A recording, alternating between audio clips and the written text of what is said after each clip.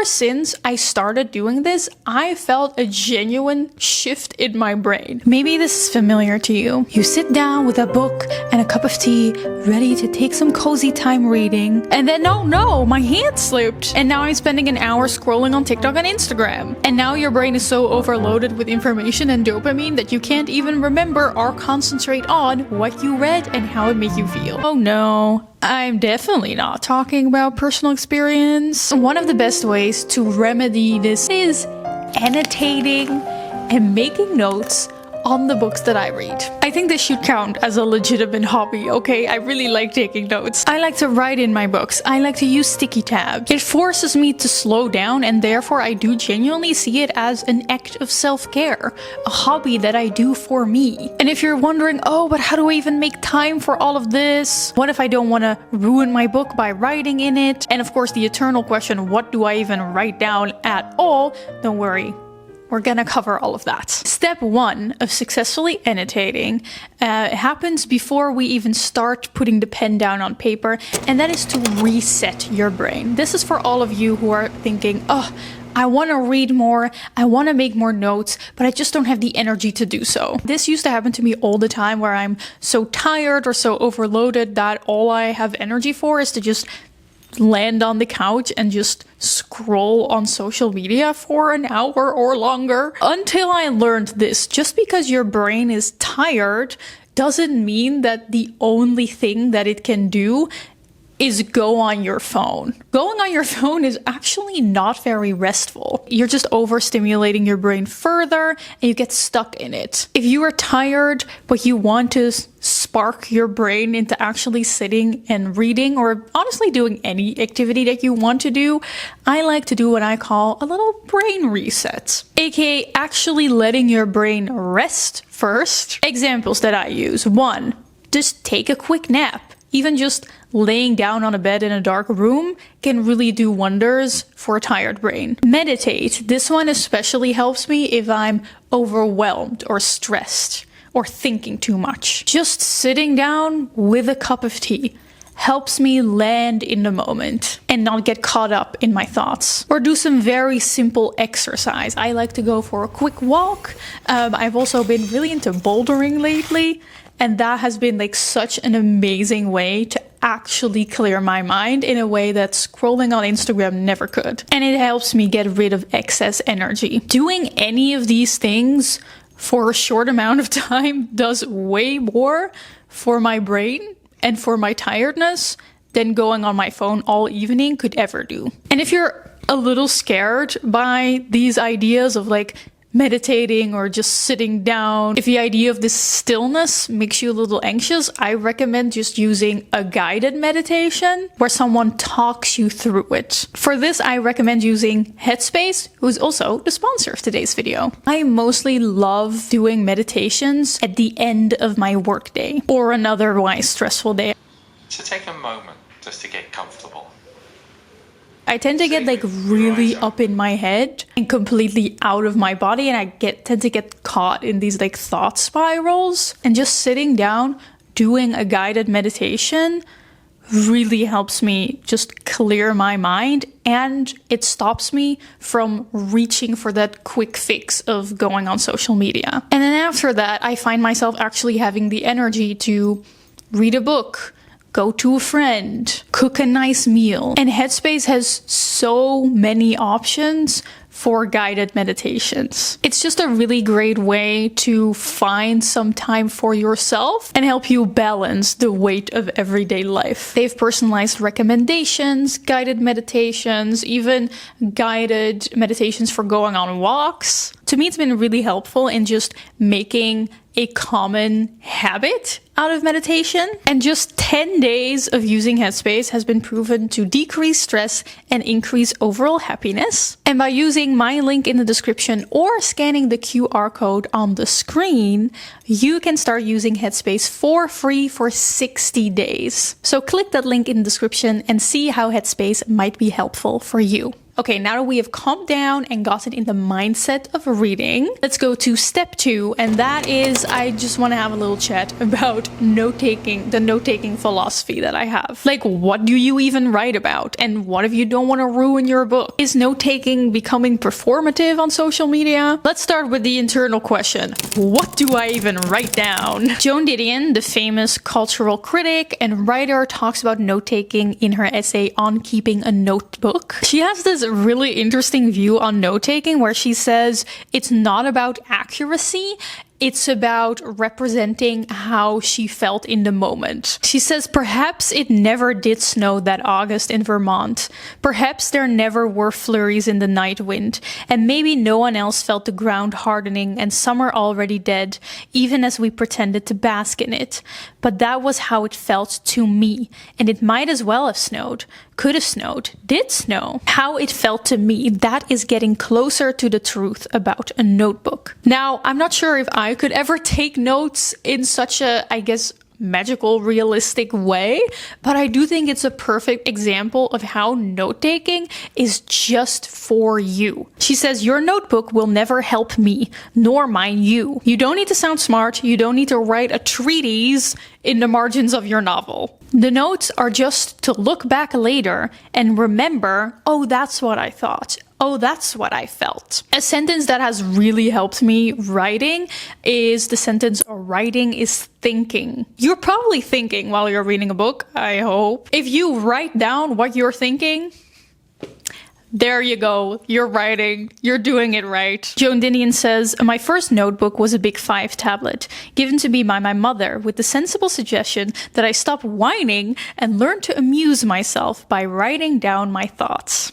Writing is not always some artful process where you immediately create something like with a paintbrush on a canvas. It is processing your own thoughts. Writing things down is just thinking into the world. And if you're also not sure what to think about the books that you read, I recommend watching my video on how to think critically, where I share some practical tips and questions that you can ask yourself as you're reading the book, which will probably lead to some notes. Next up is the question, what if I don't want to ruin my book? Before giving you some actual tips on this, I do want to kind of persuade you into writing into your books. First of all, it looks really cool. Second of all, it's so fun to personalize the books that you read. And if you're trying to get over your fear of writing in a book, just start small. Just start with underlining using a pencil, or get a second-hand book somewhere that you start doing your annotations in. But if you really don't want to ruin your book for whatever reason, there are still some options. First, you can use color tabs to tag certain themes or moments. We will go into how to using this in step 3. You can paste a little sticky note in your book and write on the sticky note.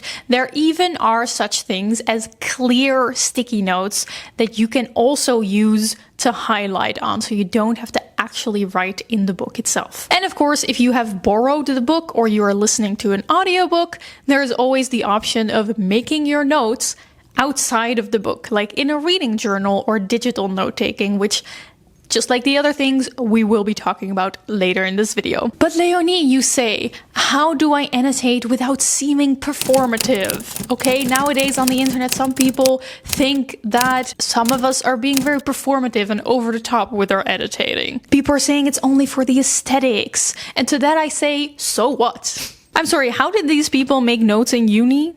Okay, when I was at university, I extensively used highlighters, colored pens. I made drawings. I even started making my notes with pen and ink for a while because it helped me make the note-taking more fun. It helped me make learning and studying more fun. If making things aesthetically pleasing helps you do something, it brings you fun and enjoyment, you should not let anyone bring you down for that. To people who hate performative annotating, do you hate beauty? Are you allergic to making life more whimsical? Because trust me, you are missing out. And lastly, let's answer the question of what should I annotate? Well, Books would be the obvious answer. That's probably why you're here. But I do want you to kind of get rid of the idea that reading only counts for the books that you have on your shelf. You can make notes on the Substack essays that you're reading, articles in the newspaper that you're reading. Hell, you could even do it on an interesting TikTok that you saw, or a YouTube video. You could make notes on this one if you want. As we've discussed, note-taking is to help you make sense of your own thoughts. Why limit that just for full-length novels? Note-taking forces you to slow down. It forces you to process the things that you're taking in. That is why I see annotating books and note-taking as a form of self-care. It's kind of like meditating, where you are brought back into the moment right here, into the moment of the pen on your paper. It helps you be more aware of the thoughts that are going on in your mind. And finally, let's move on to the practical part of this video where I show you exactly how I annotate. Let's start with taking notes in the book. The first thing that I like to do is use sticky tabs, particularly color-coded ones. I love that. I tend to tab where I've made an annotation so I can easily find back that annotation. I also like to tab different themes or subjects. Sometimes I just use one color and I just tab all of my favorite moments of the book. Sometimes I will use multiple colors where one color could mean the main character, another color could mean funny moments, another color could mean a theme that you expect to see often in the book, so you can track that theme. Also really like doing a color for things that I don't yet understand the meaning of, but just want to look back on after I finish the book, because then probably this scene will make more sense. Hot tip, write down what the different colors mean at the beginning of the book. Like, make a little agenda for yourself. I so often forget this, and I now have so many books that are beautifully tabbed and I forgot what the different colors mean. So don't make my mistake, guys. The second way that I like to annotate is by writing down your thoughts in the margins. Sometimes I have a lot of thoughts and it looks very cool and deep. Sometimes I just write OMG or just a bunch of question marks. It doesn't matter, it's just for myself. It doesn't have to look very intellectual. Just annotate whatever is interesting to you. This is not a school exercise. No one is looking at you as you're doing this. You're just doing it for yourself. I don't annotate every book that I read. I only tend to annotate books where I find myself having a lot of thoughts about it. And of course, you can also annotate on a sticky tab or something else if you don't want to write in the book itself. I also actually really love annotating on my e-reader. It's why I prefer to read nonfiction books on the e-reader. You don't need to always carry a pen or sticky notes. It's easy to just type in all your thoughts. And on an e-reader, it's very easy to find back all of your notes and see them all at a glance. It does, however, look less cool than a physically annotated book. And with most e-readers, you can't do different colors. The third way that you can annotate your books is basically going as crazy as you want. The world is your oyster, the book's your pearl. Wow. Was that deep, or did that not make any sense at all? I tend to be a pretty minimal annotator. Most of the times I just underline, but you can go as crazy as you want. You can use highlighters, you can use different color pens. I've even seen people paste pictures in their books with washi tape. Remember the goal, okay? The goal is to help you make sense of your thoughts and also to slow down and take this as a self-care moment. If you are a craftsy and artsy person and you really like turning the book that you're reading into a little craft project, go for it. Or if you like to prefer putting that craftsy energy into a reading journal, go for that. And the final thing that you can do for annotating is annotating in a buddy read. This is like my favorite thing, is when you're doing a buddy read, instead of both reading your own copies at the same time, you take one copy and one of you starts making annotations, and then you switch every chapter or every 50 pages, or maybe even after you finish the book. And then the other person starts making annotations in it, and then you can read each other's annotations. You can do this with 2 people, 3 people, 4 people. This is so fun to look back on. And it can also help you make sense of your thoughts and opinions about the book, because you are kind of indirectly having a conversation with your friend inside of the book. Incredible. Moving on to ways to annotate outside of the book. So not actually in the book, but writing down your notes in a notebook, a reading journal, an online space, etc. This is actually my preferred way of note-taking because I like that it doesn't break immersion. You don't have to stop yourself from reading to write things down. You can just read, and then after you've read, write down your thoughts in your note-taking space. I also think this is the best way to note-take on audiobooks or borrowed books. So I mostly use digital note-taking systems because I kind of like the flexibility of doing it digitally. But for those of you who are more physical notebook people, I used to keep a reading journal for a very long time. So I will also show you how I used to do that. The cool thing about a reading journal is that you can draw in it and make it look very pretty. You're not tied to the framework of a digital system, so you can do anything you want. You can make graphs however you want. I mostly used it to keep track of the books that I was reading, series that I was in the middle of, my physical TBR. I just made lists on anything. And then, of course, I wrote down what I thought of the books that I was reading. And this is the fun thing about using a reading journal, is you're not just writing down the things that you think about the book, but you can also make it look cute with stickers and colored pencils. But that's just my preferred way. Of course, you can also keep it simple if that is more your style. So that is the reading journal. Let's move on to the two digital note-taking systems that I currently use. Okay, so the first digital note-taking system that I'm going to show you is Notion. So this is what my book hub looks like in Notion.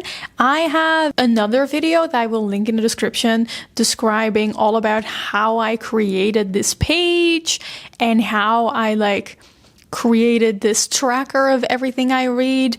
In this video, I'm just going to focus on specifically how I take notes. I even have a template for it. It's all in the video. I will link in the description. But yeah, I like to keep track of all the books that I read, books that I still want to buy, new releases that are coming out. But most importantly, I track everything that I read right here. Let's just quickly go through it. So I keep track of course, the book that I read. The color shows if it's nonfiction or fiction, because I like to kind of see the difference in that. This year, I've mostly been reading fiction, but if you go to 2024, I've been reading a lot more nonfiction. I keep track of the rating that I gave it, the genre, because I like seeing which genres I tend to read. This way I can kind of see if I'm taking in too much of a singular genre, because if I do that, I tend to get a little burnt out from it. Like, for example, here you can see I've just been reading so much fantasy romance and so much romance in general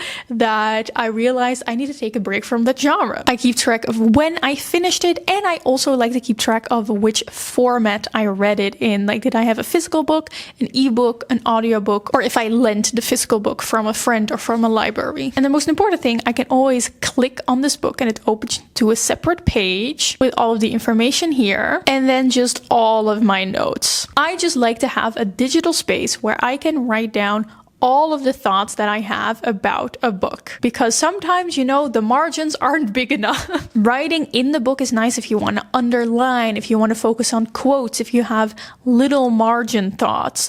But if I have bigger thoughts that I want to write down, I like to just take it out of the book in Notion. Or of course, you could also use your reading journal for this. I guess you could use Goodreads or another reading social media for it, but I like using Notion because it's personal and private. I like that it syncs to the app on your phone. Most of these notes I actually make on my phone because maybe I'm listening to an audiobook and then I just want to quickly make a note on my phone on what I'm hearing, or I'm reading on the go and I want to make a note of what I had just read. It's just really useful to have an overview of all of your thoughts, so I can always find back what I actually thought about a book, because, you know, like in a few years, I'm not gonna remember. Just like with the reading journal, I like that I'm creating a little archive of all of my thoughts on the books that I've read.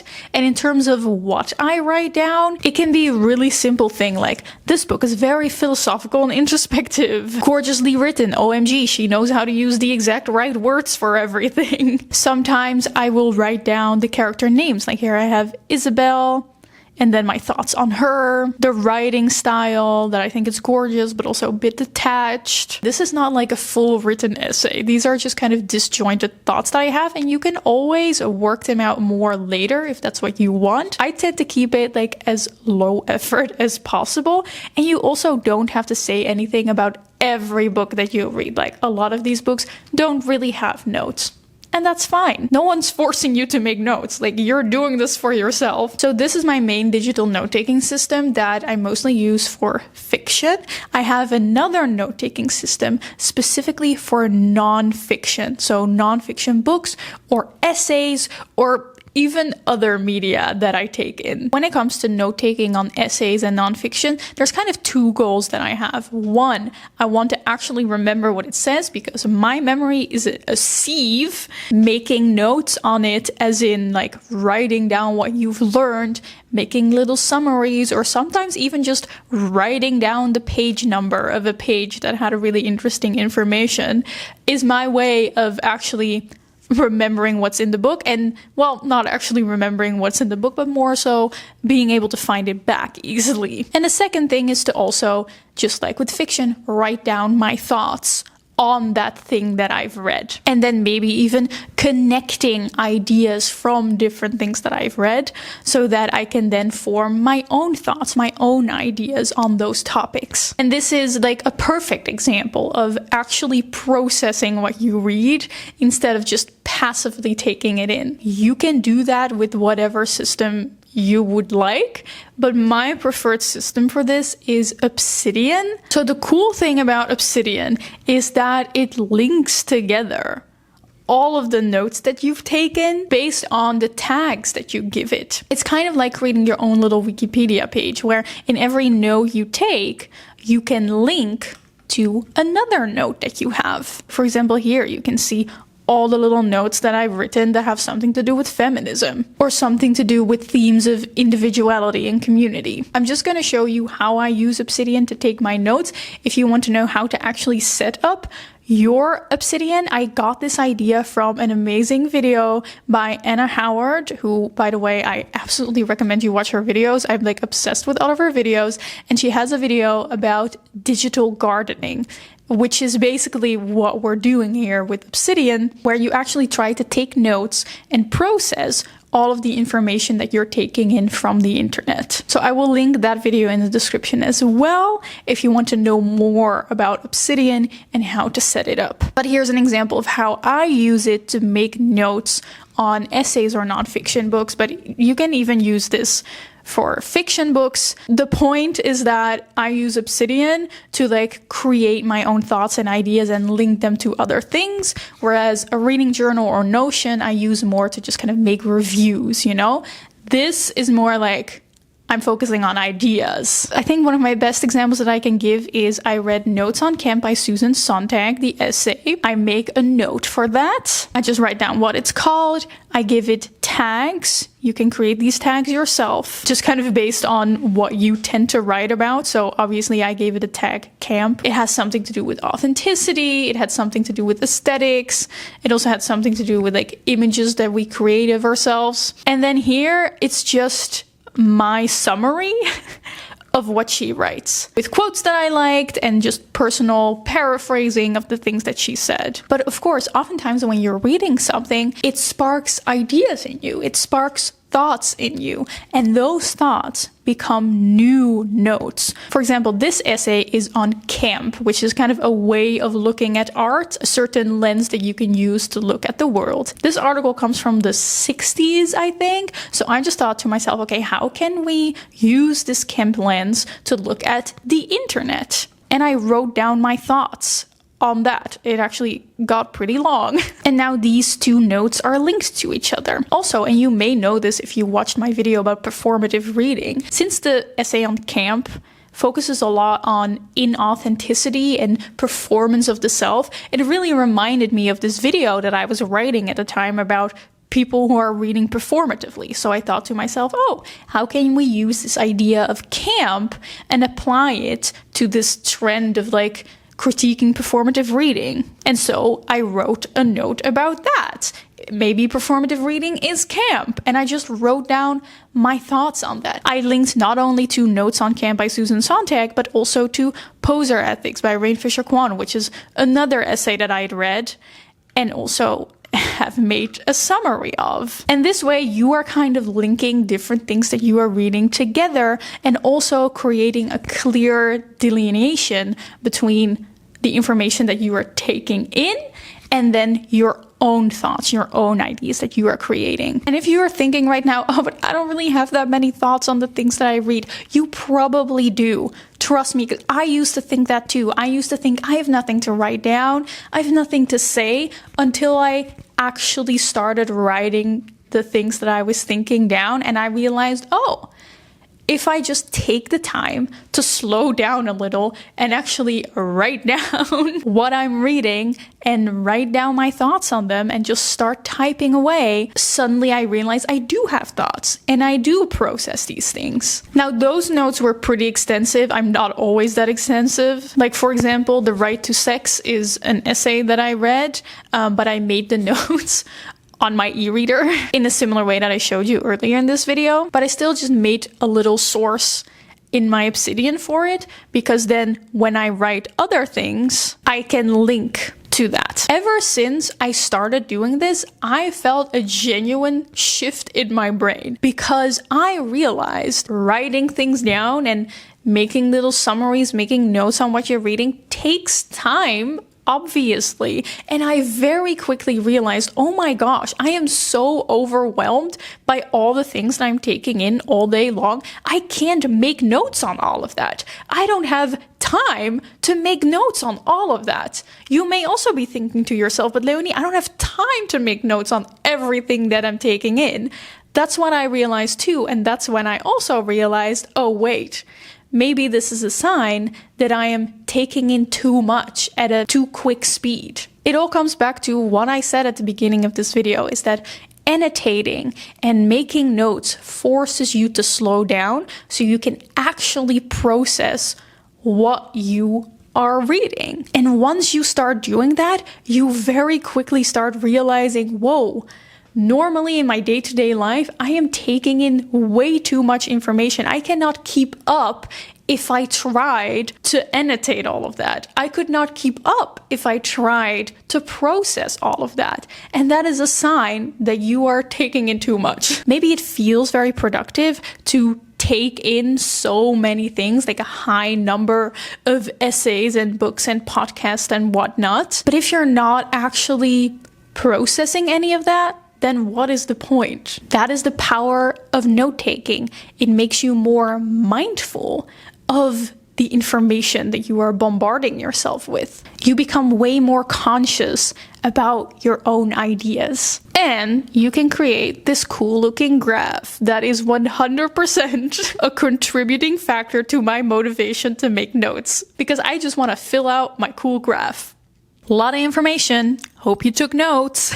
And if you watch this video and now think to yourself, actually, I think I can just let ChatGPT make a summary for me or take notes for me, you missed the point. Annotating the things that you read is a way to return to yourself, to slow down. This is about taking notes, not about having notes. This is about annotating your books, not about having an annotated book. Big difference. There's a fly in my tea and I only just noticed. I already drank half of it. Anyway, I really hope that this video was useful for you guys. If you have any more questions, feel free to leave them in the comments. I will try to answer them. And yeah, don't forget to check out Headspace and start your own meditation journey by clicking the link in my description. And without further ado, I just want to say I hope you enjoyed this video. I hope you have a wonderful rest of your day, and I will see you soon in another video very soon. Goodbye!